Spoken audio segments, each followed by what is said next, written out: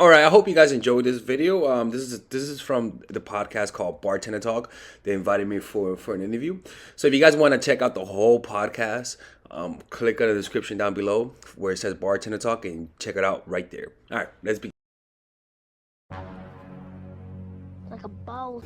So you have this web show called Mindful Attraction on YouTube, and you are the toxic dating coach. So tell us a little bit how you got into, I guess, that field and talking about that type of subject. Well, it wasn't a linear type of thing. It was more like it first began as a child. I was into spirituality. And I didn't want to go to hell, so I was like, I'm gonna get into Christianity. And I had a cousin of mine who was really into it, and he had this weird aura about him. It was you could sense the spirituality coming through him, and it was something I couldn't believe it. And so I just wanted to be a Christian. So I just began praying. I used to do it like 3 hours a day, read the Bible for 3 hours a day or so. So I was really into it, and then I began teaching it. And I began preaching. I became an evangelist for like two years or so. And so teaching became my passion. But the problem was that, one of the things about not going to hell is that you can't bang women. Yes. So women, I wouldn't talk to girls. And women would come up to me. They were like, can you teach us the Bible? And I was like, yeah, sure, I'll teach you the Bible. But they were trying to seduce me. But it was kind of like, no, Satan. It wasn't going to happen. He said, no, Satan. Nah, I know what they were doing. And so, long story short, I went to college, but I didn't know how to talk to girls. I had no experience because all I knew was how to save them from hell, you know? Right. So I was like, I need to learn how to catch up because until 18, before that, I didn't even know who Kobe Bryant was. Crazy. That's how insulated I was in that world. I didn't know who Kobe Bryant. I knew Jordan, but that's it.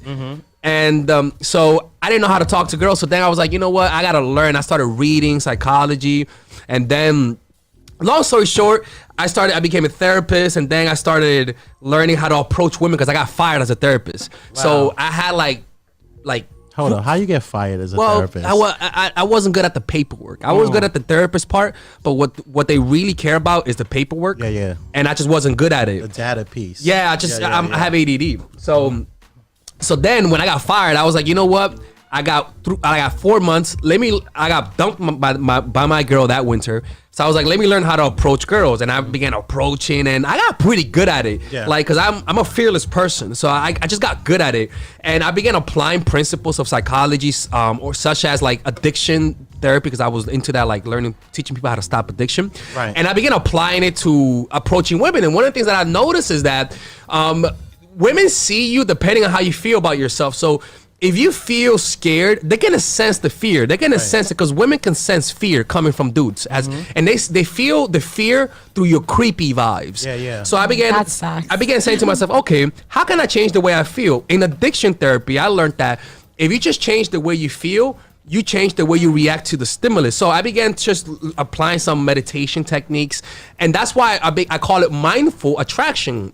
That's my channel name, because the mindfulness comes first before you learn to attract. You first learn to control yourself, control your emotions, because dating is more of an emotional experience than anything else. Yeah. You're confronted by your pain. You're confronted by your past in a very raw and real way. So if you don't know how to handle that, you could become bitter, you know? So I began applying that. And long story short, I got good at it to the point where guys started asking me how to do it. And then I started teaching online, but I wasn't teaching dating because I was afraid. I still wanted to work in the corporate field. Right. So I began writing on mindfulness because that's all that I knew. I had a YouTube channel on how to stop smoking weed, even though I smoked weed. But because I just needed a practice to teach. I needed something that I was good at to teach online. And long story short, I experimented with different types of channels. A lot of them didn't work. But then one day I was meditating. And I was like, just teach how to just teach relationship. And I was like, yeah, fuck it, let me just start teaching relationships. Yeah. I started teaching guys. It wasn't going. It was getting around 2,000 subscribers per year. It was decent, but not enough to help me move out of my parents' house because I was living in my parents' house. Right. And then I just started teaching women because women started watching my channel. And I was like, why the fuck I'm getting so many women watching my channel? Yeah. You know, I'm like, why are they coming here? Go somewhere else. And then I was like, you know what? I'm gonna make a video for them. I'm gonna make a channel for them so they could just leave me alone. I made a video for them, and the first video got 60,000 views, and I was like, "See you later, guys."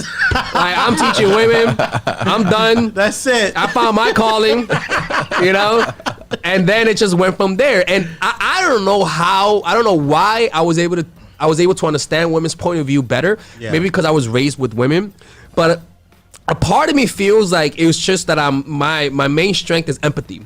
I'm able to think into people's minds really well. Right. So I think that's why it resonated with women more than men. But that's how it began. It wasn't a linear process. I wasn't like, I'm gonna teach women.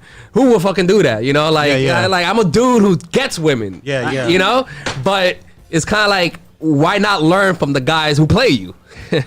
You know, and that's where I come. That's true. Yeah. Nice. So the whole mindfulness, that's a therapy technique, right? Well, it's the mindfulness part is the most important part because the mindfulness is more self-awareness. Right. If you don't have self-awareness in dating, you're going to keep encountering your shadow side through the people who you date. You're going to keep finding the parts of yourself that you hate embodied in a person. Yeah. And you're never going to run away from them because you can never run away from yourself. Right. Most people have a primal attraction to people who reflect the parts that they suppress in themselves. So if you have a nice girl, that is so true. That's why so many marriages don't work out. Yeah. Because that they live with that every day. You're gonna be like, it's time to go. Yeah. It's just a lack of self-awareness. Like, they don't know why they're attracted to certain people. They don't know the source of their emotions, why they like the assholes, why they don't like the good guys. And sometimes it's not about fixing it. Sometimes it's just about knowing the source of those emotions. Yeah. As soon as you know it, something about awareness, it just frees you from the chains of those emotions.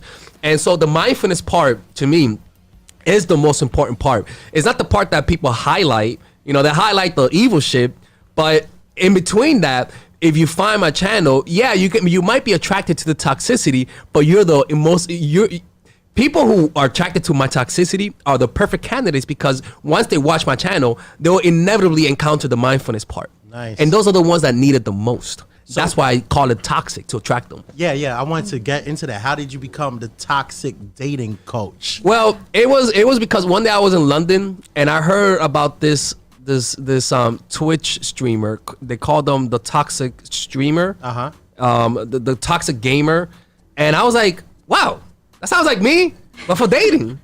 I was like, I'm gonna just change it to toxic dating coach. It just makes sense. It's more provocative. Yeah. It's definitely attractive because when I started like listening to it, I was like, oh, I just like it that it's toxic. I want to see what this is about. Yeah, but it's perfect with it. It's perfect with the brand because to me, it's more about attracting a certain kind of person. If you need to watch a toxic dating coach, you need the mindfulness part.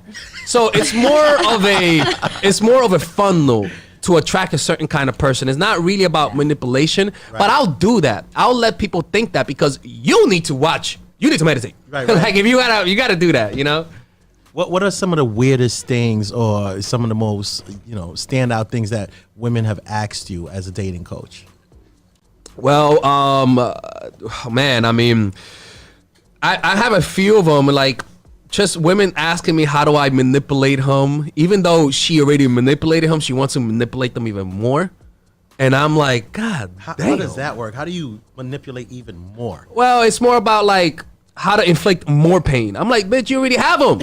Like what more do you want? Like, it's over. Like, it's done. I'm the devil's coach. Out of like the men and women, since you coach both sides, who is it, the male or the females that are more difficult to coach and females are more difficult? Yeah. And who listens better? Like, the men. The men listen better?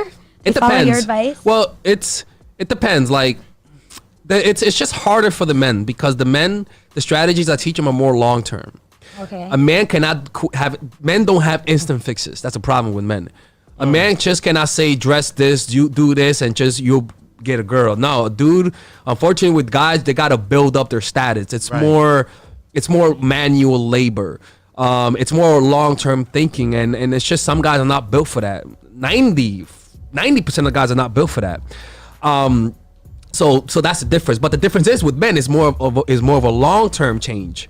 You know, you definitely have areas that you could definitely improve upon, but the difference in improvement could be like 10% or 20%, which it's something, you know. For women though, it's so easy, but the problem with women is that their emotions get in the Emotional. way. I was gonna say that, Yeah, their emotions, they'll definitely. see the world through a squinted gaze of fog of emotion, and Yep. what's simple becomes So true. complicated. Right. Yep. You know, and that's where I find it easiest because it's kind of like he don't like you. Like, and women have a hard time accepting that. But So- they're like, what can I do to make him like me? Well, I right? get- all You're right, like, I- nothing. well, that's where I come in. It's kind of like a lot of people say they think I'm Jesus. I'm not Black Jesus. Like I can't. Like you know, he banged your sister. Like what? How do I make him respect me? He banged your sister. Like it's over. Like when you call Like- yourself Father Alex. I'm Oh, like, I fuck. love it. They call me Father Alex, man. They call me Father Alex, and some. I Yeah. love it. I Yeah. was just like, it's so cute. Yeah, it's silly stuff. Yeah, because they used to call me Father when I was in high school. Yeah. So because I was a preacher, and they were like, "Hey, what's up, Father?" Yeah, That's where yeah, that came yeah. from. Yeah. Now you're the toxic father. I'm the toxic father. Yeah. I love it. So if you're a guy that's just like me who considers himself a nice guy and you in your whole life you've been getting played by women, this is the course for you. Remember, I was a Bible teacher for most of my life as a teenager. So I was the quintessential nice guy. So this course that I created is specifically made to bring out your assertive nature, because when you're a nice guy, your assertiveness is suppressed. So by watching this course, you're pretty much going to learn not to get played. Now, mind you, you're not going to turn into a white guy into a black guy. You know what I'm saying? That's not going to happen because you see a white guy and then you see a big old black guy named Tyrone. That's not going to happen. What's going to happen is that you're going to learn how to assert yourself in a respectful and healthy way. You're going to learn how to express yourself. You're going to learn how to demand respect from men and women. And what's going to happen at the end of this course is that men will respect you and women will bang you for the most part. Okay, so you're gonna, and the beauty about this is that there's a 30-day money back guarantee. 30 days. So if you don't like it, just message me and I'll give you your 30, and I'll give you all of your money back, and you can keep the course. So what you can learn about the source of human aggression, strategies on self-assertion, how to identify different types of disrespects, right? How to deter aggression, signs of weakness that you might be sending out that's causing people to disrespect you, right? You're gonna learn how to attack some people and who not to attack. It's pretty much gonna make you more socially intelligent. It's a course for anybody who struggles with assertion, and specifically with people who've been jaded by being played by people, okay? So if you wanna purchase this course, go to the description down below and where it says purchase nice guy and do it now. 30-day money back guarantee, no questions asked, and you can keep the course. God damn it, okay? Because I am that nice of a guy, ironically, okay? So I'll see you guys inside, and I hope you guys enjoyed this course. I put a lot of my heart in it, and I'll see you guys inside. Purchase it now. Take care. Stay toxic.